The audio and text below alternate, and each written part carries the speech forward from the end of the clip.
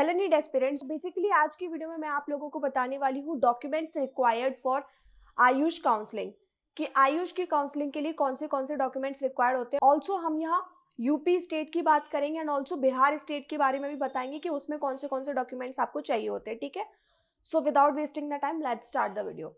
तो सबसे पहले हम बात कर लेते हैं यूपी के अंदर काउंसलिंग प्रोसीजर में हमको कौन से डॉक्यूमेंट्स चाहिए होते हैं। सबसे पहले अगर हम बात करें तो ओरिजिनल एडमिट कार्ड चाहिए होता है नीट का। जो आपने नीट का एग्जाम दिया उसका आपके पास एडमिट कार्ड होना चाहिए, ओरिजिनल होना चाहिए। फर्स्ट पेज जो है ना वही चलेगा सिर्फ। ठीक है, ओरिजिनल आपके पास स्कोर कार्ड होना चाहिए।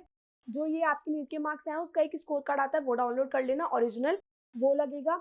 प्लस 10th की मार्कशीट लगेगी, 12th की मार्कशीट। उसके बाद माइग्रेशन सर्टिफिकेट जो 12th के बाद ही मिलता है कॉलेज से, तो ये माइग्रेशन सर्टिफिकेट आपको कॉलेज से मिलेगा। ठीक है, उसके बाद आपके पास पासिंग सर्टिफिकेट होगा क्लास 12th का, वो भी कॉलेज से मिलता है। अगर आपके पास नहीं हो अपने स्कूल में जाके आप वहां से ले लीजिएगा। ठीक है, देन उसके बाद आ जाता है caste certificate if applicable.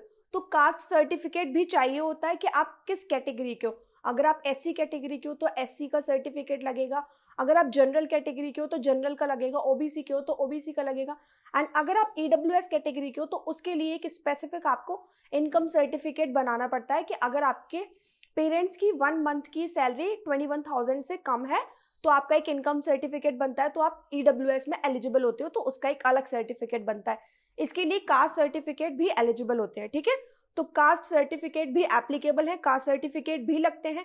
Identity proof की या तो आप पैन कार्ड लगा सकते हो या आप आधार कार्ड लगा सकते हो, तो मैं आपको यही सजेस्ट करूंगी जो आपने नीट के टाइम पे आइडेंटिटी प्रूफ लगाए थे आप इस टाइम भी वही लगाना। ठीक है, उसके बाद आ जाता है डोमिसाइल। तो डोमिसाइल भी ये आप यूपी के हो तो डोमिसाइल आपको बनवाना पड़ेगा। अब हम बात कर लेते हैं कि डोमिसाइल दो तरीके के होते हैं यूपी के अंदर, एक तो मूल निवास, एक सामान्य निवास। मूल निवास ये होता है कि जैसे आपके पेरेंट्स आर्मी वगैरह में थे, मतलब रहने वाले वो कहीं और के, लेकिन आप कुछ टाइम से यहाँ रह रहे हो, आपने 11th-12th यहीं से किए। और सामान्य निवास ये है कि आप यहीं के रहने वाले हो। ठीक है, तो ये तो हो गया डोमिसाइल के बारे में। ईडब्ल्यूएस सर्टिफिकेट इफ एप्लीकेबल ये मैंने आपको बता दिया है। अगर आपके पेरेंट्स की सैलरी 21,000 से कम है देन आपको ये बनवाना है, इनकम सर्टिफिकेट का कहीं से भी बन जाता है। ठीक है, उसके बाद प्रिंट आउट, जो एप्लीकेशन फॉर्म, जो आपने नीट का एप्लीकेशन फॉर्म भरा था उसका एक प्रिंट आउट आपने निकाला होगा तो वो लगेगा।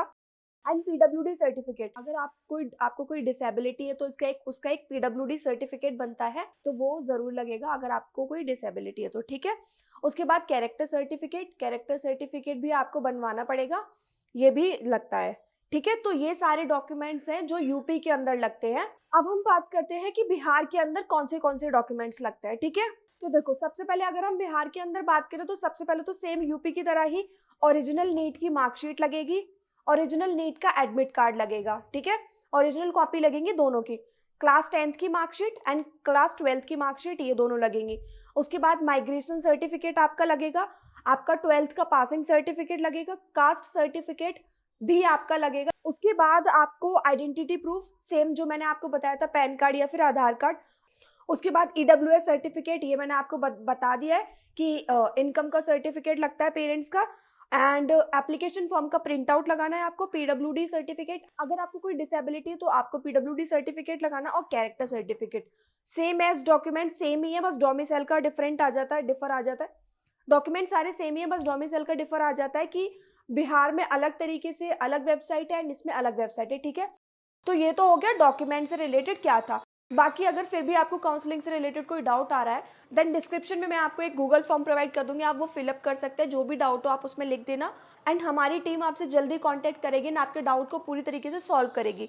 ठीक है, बाकी काउंसलिंग से रिलेटेड, काउंसलिंग एक बहुत ही बड़ा प्रोसीजर है, बहुत ही हैक्टिक प्रोसीजर है, क्योंकि अगर काउंसलिंग में चॉइस फिलिंग के टाइम पे कोई भी दिक्कत हो गई ना, तो अगर आपको कोई एक अच्छा कॉलेज मिल रहा होता है तो वो आपके हाथ से चला जाता है।